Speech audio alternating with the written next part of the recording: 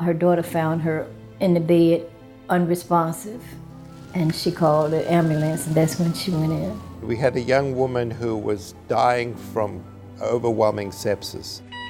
She just had all kind of machines and tubes going. Maxed out on several pressors. This was a woman who was certainly going to die. Tunnel dialysis. So what Dr. Marik has done is taken 3 readily available agents, steroid, glucocorticoid, vitamin C, and thiamine, and put them together in a special combination. A very simple yet elegant research protocol. We gave it to the patient.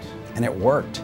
We thought it had to be a fluke, but then we started having patient after patient after patient that just had these remarkable results. They would be at death's door, and 12 hours later, they would be like 50% better. We literally have seen patients walk out of here we did not think would leave.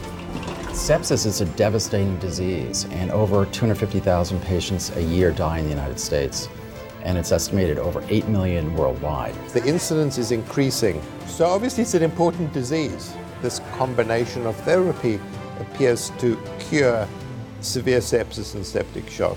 My lab, my team and I were delighted to confirm his findings. We tried vitamin C alone, nothing happened. We tried hydrocortisone alone, and nothing happened. And we put them together, and it completely restored the barrier function of the cells. I have been working in the field of endothelial cell biology for 30 years, and this is the first time that we see a treatment that works both in the clinic and in the lab. And obviously his sepsis is under control. The accomplishments were quite inspiring. Significant decrease in the length of stay, significant improvement in reducing the mortality of those patients. Well, this data is preliminary data. It's not been subject to a randomized controlled study. And yet here at Norfolk General, it was deemed to be so effective with such little side effect that it was unethical not to offer this to patients here. We think it's extremely safe with really no adverse effects, and it has the potential to save thousands of lives. Whatever you did, it worked, because my baby's still here. My intention was never to discover the cure for sepsis. We had a young woman who was dying from overwhelming sepsis. I mean, there was absolutely no question that this woman was dying. She was on 3 vasopressor agents, she was on a ventilator with high FiO2, she was in renal failure. And when you're faced with that situation, you then ask yourself, well, is there anything that I can do? Do I have any cats out of the bag or rabbits I can pull out just to try? And it just so happened that about 3 weeks prior to that, I had read about vitamin C. And then I thought, well, since vitamin C acts on a whole bunch of pathways and hydrocortisone acts similarly, maybe the 2 of them may have an additive or synergistic effect. So we gave it to the patient, and the next morning she was off all her pressors and she was extubated. And we said to ourselves, shoo, what happened? What happened? It was the most amazing thing. This was a woman who was certainly going to die. So we kind of thought, well, if we get a patient like this again, we'll try it. And as it so happened, in subsequent weeks, we had 2 patients, not as sick, but in severe septic shock, and exactly the same thing happened. Within 12 hours, they were off their vasopressor agents and weaned off the ventilator. So at that point, we kind of knew we were onto something pretty cool. And that's really how it all started. It was purely by coincidence.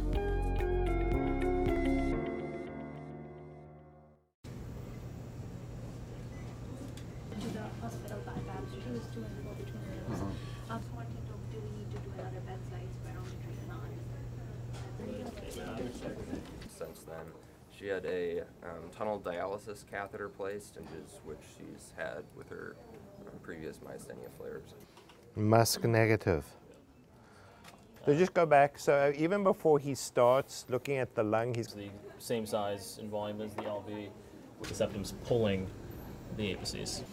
So we're thinking possibly the catheter. When would you give her the heparin?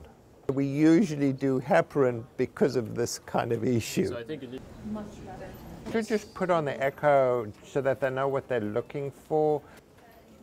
And obviously his sepsis is under control, but we need source control, as we discussed this morning. What do you expect so they're going to put a catheter in these abscesses and they're going to drain it? He's getting better. His wound culture. We don't normally give bicarb, but his kidneys can't make it. So what would his bicarb, I mean, we don't know what it should be, but we can guess.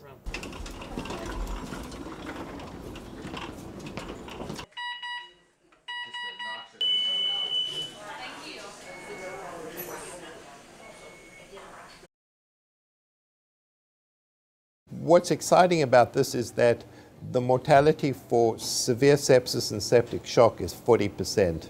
You know, we've reduced the mortality to maybe 1 or 2%, and it's just astonishing. This combination of therapy appears to cure severe sepsis and septic shock. And as outrageous as many people may think that statement is, you know, we certainly believe it's the truth. We see it every day.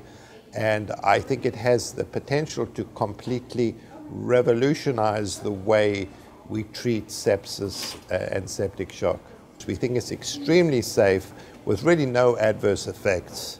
I strongly believe that until we have that data, that there's enough preliminary data to actually treat patients, because I don't see any downside, and it has the potential to save thousands of lives.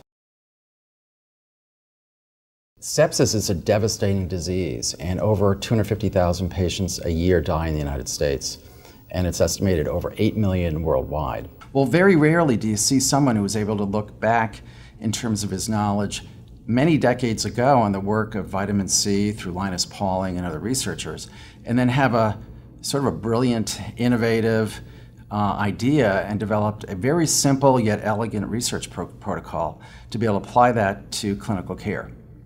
And it worked. I mean, who would have thought that someone would be able to give someone intravenous vitamin C and thiamine, which is another vitamin, together with steroids and antibiotics, would have such a difference in the mortality of patients that are suffering from blood poisoning or sepsis. So what Dr. Marik has done is taken 3 readily available agents, steroid, glucocorticoid, vitamin C, and thiamine, and put them together in a special combination, and has shown tremendous improvement and reduction in death rates of this very devastating disease. The accomplishments were quite inspiring.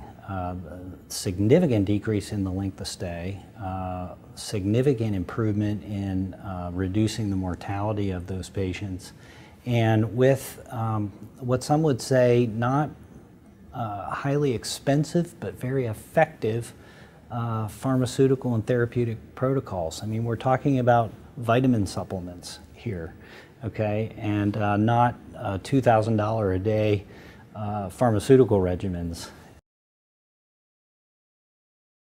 And we were delighted to confirm his findings. We tried vitamin C alone, nothing happened.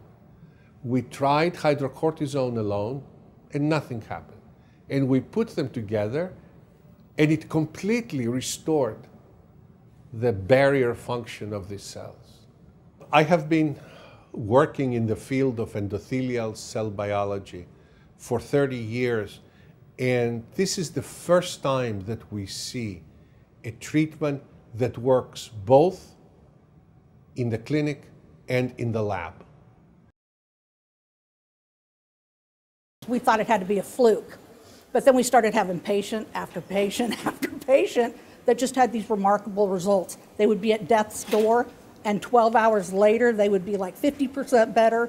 24 to 48 hours later, we literally have seen patients walk out of here we did not think would leave.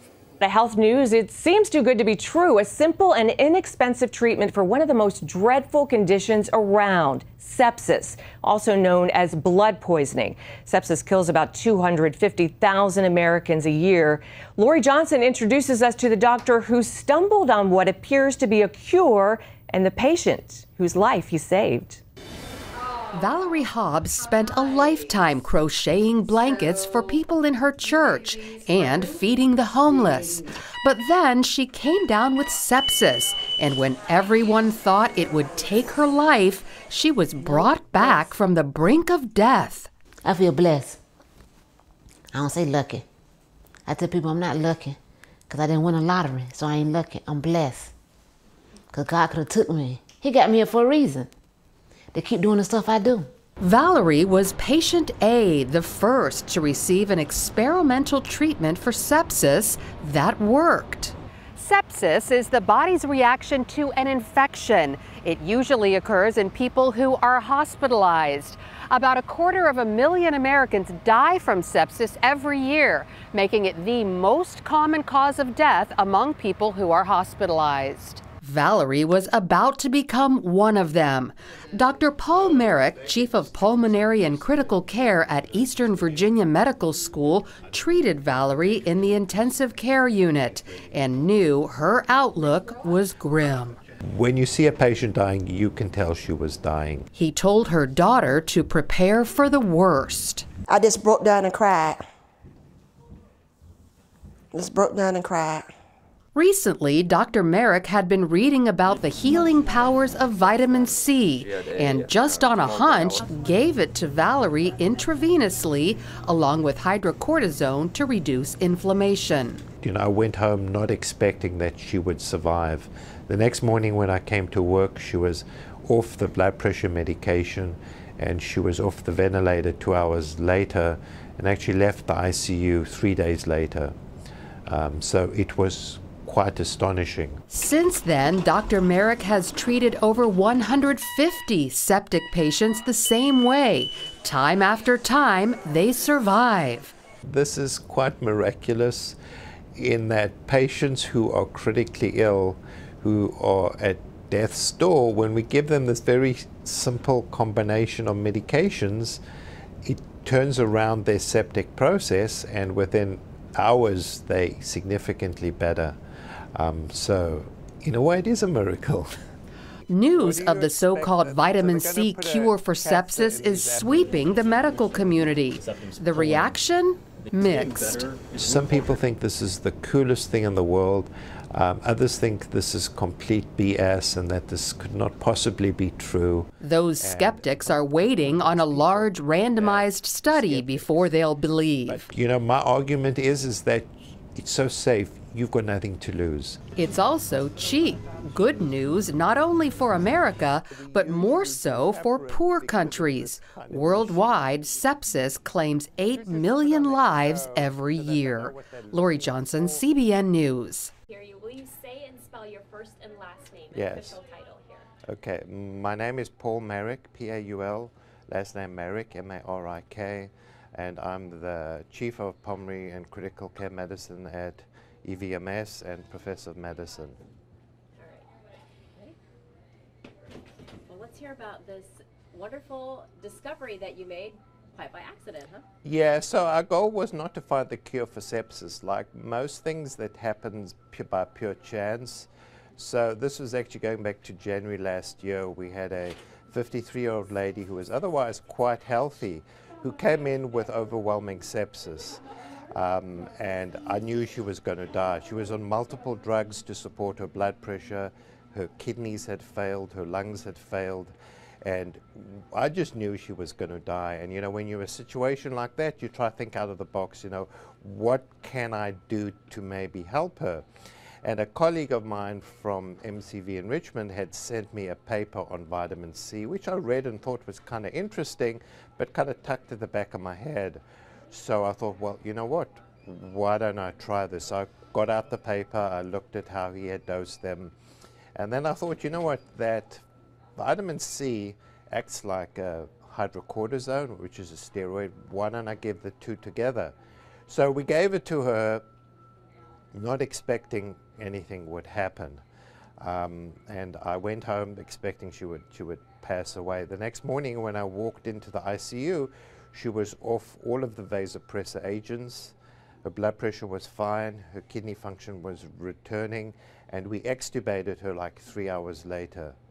And I said, oh my gosh, what just happened there? You know, this was bizarre. So, you know, like most things, we thought, well, let's try it again.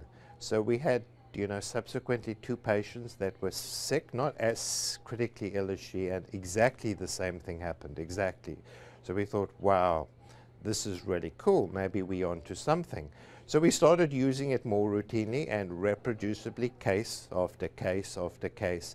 We saw exactly the same thing, that these are critically ill patients, and within 48 hours they were significantly better, and they left the ICU with no organ failure, which was remarkable. So based on that experience, we now use it as routine care in our ICU.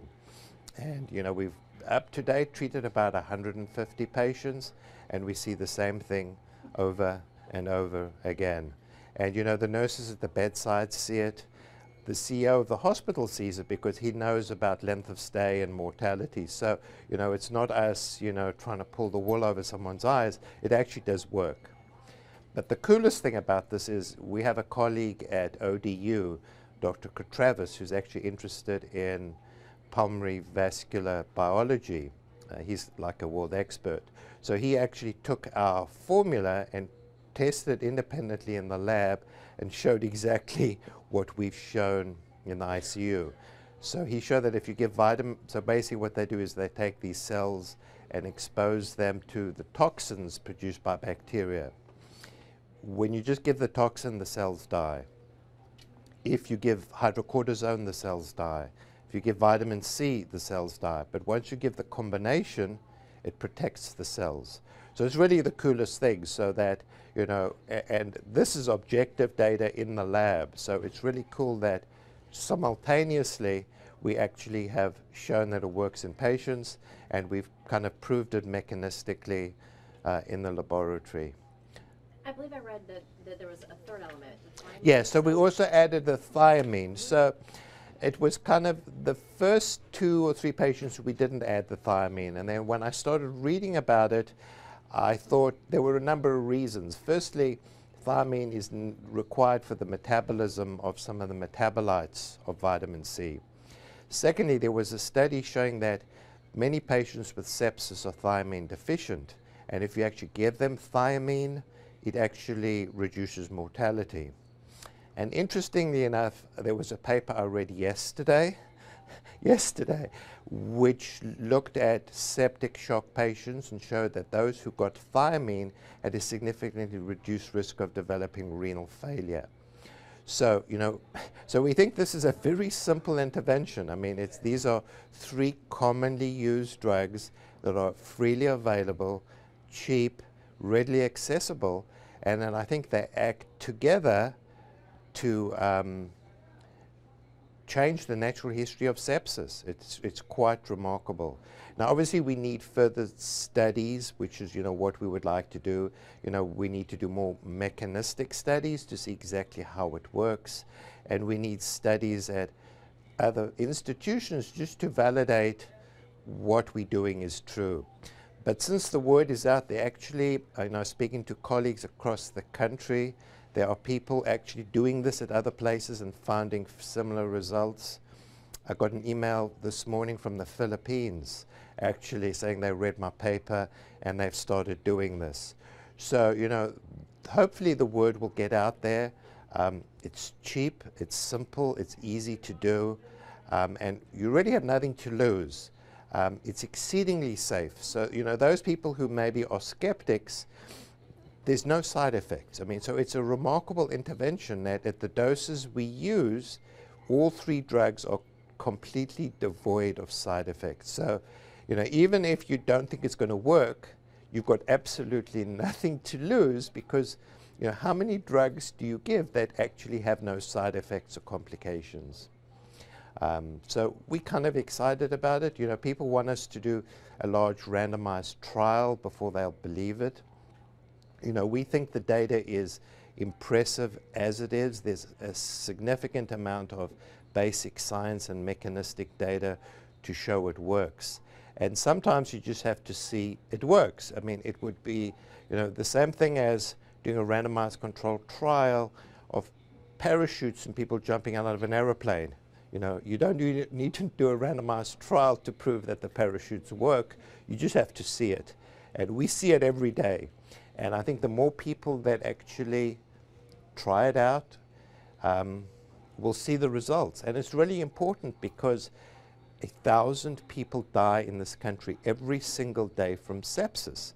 You know, that's the equivalent of 3 jumbo jets crashing every single day. In fact, more people die from sepsis than die from breast cancer, colon cancer, and AIDS put together. So it's a very common disease.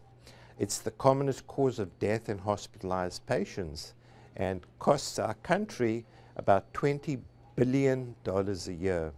So obviously, you know, there are multiple, you know, implications that are involved. Just for real quick in layman's terms, what happens when a patient has sepsis? Yes. Yeah, so that's a really good question. So, you know, people understand what a heart attack is, they understand what a stroke is. Most people don't know what sepsis is, which is quite astonishing because, as I said, it's such a big killer. Basically, what sepsis is the body's response to infection. So when you get an infection, you know, maybe a localized infection and get better. But when you become septic, say, example, you have pneumonia, the body's immune system becomes dysregulated. It gets out of control. And then you develop generalized signs of infection, which we call sepsis. So, for example, your heart rate goes up, your blood pressure may go down, your kidneys stop working. It basically affects every organ system. And it's really the host's response to the bacteria that actually cause what we call sepsis. It's not the bacteria per se, is the body mounts this very aggressive response, and it's the host's response which actually causes all the organ dysfunction. So basically, patients with sepsis get kidney failure, which is really common. They get blood coagulation abnormalities so that they bleed. Their lungs don't work so that they can't breathe. Their brain doesn't work so they become confused and disoriented. So and you know, so this is all in response to the host response to infection. So pharmaceutical companies have been working a lot of years and spending a lot of money to find a cure for this, and then you come up with this really cheap and easy thing to do. I'm guessing you're not going to be their favorite person. Have you had any backlash? Yeah, so I think obviously what you say is true in that over 100 randomized trials have been done with all kinds of pharmaceutical agents and none have worked. So I think that there will be a lot of people, and there are obviously, I think, currently about 2,000 studies ongoing looking at sepsis. So I think people are displeased with me because here we found a very simple, cheap, easy way of dealing with sepsis. But, you know, I must admit that, you know, I'm not the first person. So, you know, so I can't take all the credit for this. You know, there have been lots of studies done. The first one that I could find was in 1949. A Dr. Klenner from North Carolina actually used almost the same dose that we use, 1.5 grams of vitamin C, and he was treating patients with polio, and he reported actually outstanding results. So there have been other studies that have done. Obviously, Linus Pauling was really instrumental in popularizing vitamin C. What he unfortunately didn't know at that time, you know, science advances, is that it has to be given intravenously just because of limited absorption through the gut. So, you know, he was taking 15 grams when he died. Unfortunately, or, you know, towards the end of his life, most of it is excreted in the stool. But what's the most fascinating thing, which people don't understand, is that every species on this planet, plants and animals, actually make vitamin C. There are only 2 species that don't make vitamin C, humans and guinea pigs. So humans actually are vitamin C mutants. You know, we are a mutant. We've lost the gene to make vitamin C. And it becomes really important because, you know, when animals are stressed, they increase production of vitamin C, and that actually protects them against infection. So you kind of think about your dog or cat. I mean, how often do they get pneumonia? It's kind of uncommon, and we think it's because they make vitamin C, and when you stress them, they make more vitamin C. And there are actually experimental models where they take animals, they knock out the gene for vitamin C, and they become much more susceptible to infection. So it's really cool in that not only have we seen it, but there's a very powerful mechanistic biology to support, you know, what we found. Do you feel good about this? I mean, how good do you feel about it? How do you feel about this? When Yeah, so I mean, you're you not know, making millions of dollars like the pharmaceutical companies. yeah, but so it's really cool, I think, because, you know, nobody's going to make any money from this, hopefully, and it has the potential to save millions of lives, which I think is the coolest thing. And you know what we don't realize is that most of the deaths are in poor, resource-poor countries who can't afford expensive medications, you know, like in the Philippines or in, you know, other countries. And this is a intervention which should be readily available, cheap, and can actually has the potential to save millions of lives. And, you know, I'm hopeful that, you know, there's no downside. People will start using it until we have, you know, bigger randomized trials. I think these trials will come, but that, you know, it takes time, they're expensive, and I think, you know, millions of patients will die while we're waiting for these trials. And I think there's, enough data to support using it right now. I'm good. Thank you. Yeah, good. Thank you. Trying to get you to. It's all about the patients. So before we started this vitamin C protocol, we would have septic patients come in, and they would have multiple comorbidities. They would be critically ill. They would be maxed out on several pressors. Antibiotics would be infused, blood cultures, etc. We would basically be giving them life support. We would just go day after day. Their kidneys would get to the point that they would fail, and we would have to do around-the-clock dialysis on them.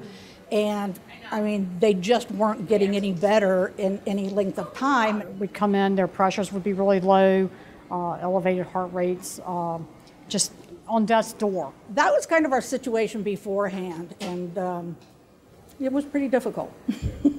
Dr. Marik came on in with his vitamin C protocol, this finder of information, and he wanted to start giving patients vitamin C infusions, steroids, and other vitamins as well. I think a lot of us here were a little skeptical about Dr. Marik's study.